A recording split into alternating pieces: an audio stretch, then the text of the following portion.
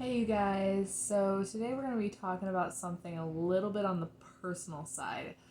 Uh, Not really sure how to start this actually. Everybody in the whole world has a form of anxiety. And I just so happen to have had a pretty severe panic attack just a couple days ago. And I told one of my friends about it because it freaked me out. It was scary. I couldn't control myself. I couldn't think. I said things, which normally, whenever I have a panic attack, I don't say anything. I just sit there and hyperventilate and I get scared. That's about all that happens, though. I don't say anything. I don't do anything. I just sit there. Well, I said some things and it scared me because when I started, I couldn't stop. And yeah, so anyway, I had this massive panic attack. I had a friend here who saw the whole thing happen, but she was a little influenced by some adult beverages. You know what I mean? So she doesn't remember any of this. And I'm so thankful for that because I really didn't want anybody to ever see me like that. I was scared to see myself like that because in the moment that it happened, it was like a Jekyll and Hyde moment where I was out of my body and watching everything happen and I couldn't control it. I couldn't stop. I couldn't breathe. I couldn't think. I couldn't control what I was doing, what I was saying. I'm making cookies, sorry. Because what do you do when you feel like things are out of balance and you can't calm down? You bake. Or at least I do. Or cook or do something. Oh, those look so good. Okay, we're going to shut the oven off. Timer off. I made some cookies, guys. Ooh, they look so tasty. So tasty. They actually are very, very good. And they're gluten-free, so very excited about them. All right, sorry about that. Back to what we were talking about. Minor distraction. Anywho, so I had a panic attack in front of a friend. She doesn't remember it. And I'm really happy she didn't. I was freaking out. I was hyperventilating, screaming at myself, saying some really terrible things about myself. And then I said some other things that I didn't know I would ever say. Things that I had never, ever, ever said out loud. And if you have anxiety, you know those words that I'm thinking of. It's a little scary. Anywho, I couldn't get out of my head. I panicked. I couldn't sleep. So that's one night with no sleep. And I went to work the next day, and a couple of my coworkers, they noticed something was weird. They're like, hey, what's wrong with you? You're not acting right. I'm like, well, I didn't sleep very well last night. And one of them was like, no, you're not acting right. I'm like, I had a really bad panic attack last night, and I'm just not feeling it. I'm just not feeling right. And I know I'm overthinking it because it's already passed, it's already over. But the thing is that I've never had one like that, and so it was scary. It was like lingering in my head, and I kept replaying it over and over and over and over in my head. And I didn't know how to stop. I kept asking my friend when she was obviously intoxicated, like, make it stop. I don't know how to stop. I can't stop. How do I stop? And I kept saying those things to her and she couldn't help me. And it's fine because nobody can really help you when that happens, but it did. So I went that whole day at work. I went home. I let my dogs out and I went to bed. Or at least I tried to. Spent night 2. No sleep. Maybe an hour. Maybe. And went to work at 5 o'clock in the morning and got out by noon. Didn't sleep still. Went to see my mom. Didn't get out of there until about 8. I'm like, you know what? It's 8:30. I'm going to run over to my other job and see my friend who I trust completely and who knows I have anxiety, but he doesn't know how bad it can get. I didn't know how bad it could get. I've never had one like that. And I thought, I can't tell my mom some of the stuff that I did or said because it's the kind of stuff that I could get sent to therapy or a psych ward or whatever. It's the kind of stuff where she would try really hard to convince me that I need to go get help. And it's like, I don't really need help because I don't have anxiety attacks too often. Honestly, I can remember pretty much all of my anxiety attacks. They happen once every, 3, 4, 5 months. I don't really feel like I need help for that. And maybe I do, and I'm downsizing it to make myself feel better, but that's how I'm handling it right now, okay? If I do need help, I've told people, and hopefully they can help me get help. Anywho,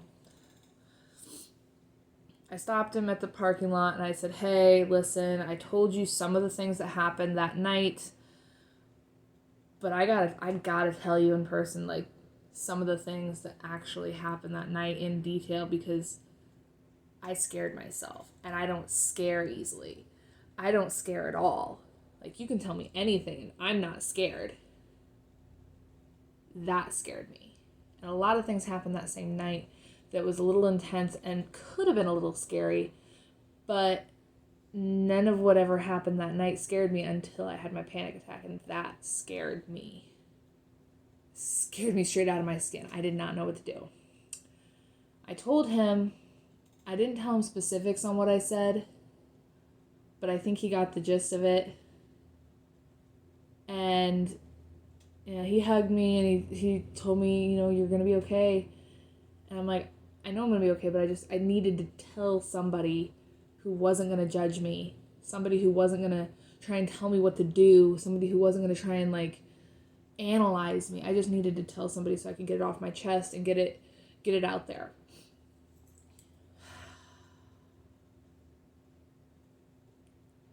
Now we're coming into that night. Again, didn't sleep. So this is 3 days in a row. Did not sleep more than maybe an hour each night. I'm exhausted. I'm pretty much back to normal now. I'm able to talk about it and not get upset. Which, that's the state I wanted to be in the beginning, but that didn't happen. That's fine. But I'm able to talk about it and not get upset. Now, this morning, I Snapchat my friend who I had talked to the day before, and he had just gotten up. He woke up from a terrible nightmare.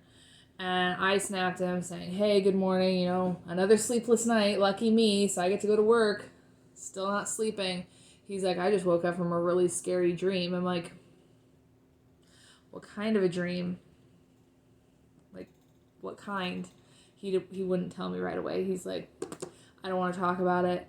I don't want to tell you about it. I'm like, you can tell me anything. We're the type of friends where I think I know a little too much about him personally. And we never really dip into the mental state of ourselves, but we dip into pretty much every other subject. And I know some things about his past relationships that nobody needs to know. I just know some things about him that he's felt so comfortable with sharing with me that I felt like, okay, he doesn't want to talk about this? What? Is he the type of man who just doesn't want to talk about his feelings, doesn't want to talk about his mental state, or is he scared that I'm going to get triggered or that I'm going to get upset? Because now he views me as broken and now he views me as fragile and he doesn't want to freak me out and start an anxiety attack. Which I'm going to talk to him about that tonight. Because I'm not fragile, I'm not broken, just sometimes I put too much pressure in my head and sometimes it gets triggered to the point where I can't control it, so I just kind of freak out and cry. And hyperventilate. And that night specifically was a little scary for me. And I couldn't stop. I did stop, but I couldn't stop at the time. So, yeah. And I couldn't get him to tell me right away what the dream was about. But after telling him, I told you a scary thing about myself that I couldn't tell anybody else. You know you can tell me anything. I can handle it. He's like, well, it involves somebody really close to me dying. This is where the guilt trip kind of pushes my state down. I'm like, cool. I scared him. I scared him to the point of having a nightmare to where I think he had a dream about me dying. And that's great. Not really, no. So the whole reason for this video was to give, hey, a little personal experience and to tell you guys that anxiety is okay. You can talk to people about it. But here's the thing for the people who don't suffer to a great extent with anxiety. If you have a friend, a family member, a coworker, somebody who comes up to you and says, hey, I have anxiety. This thing that happened really bugged me. Can I talk to you about it? Please say yes. Or if you can't personally handle it, say no and point them in the direction where they can talk to somebody. Because the reason I went to this friend is because I knew that he would not judge me. I thought he wouldn't judge me.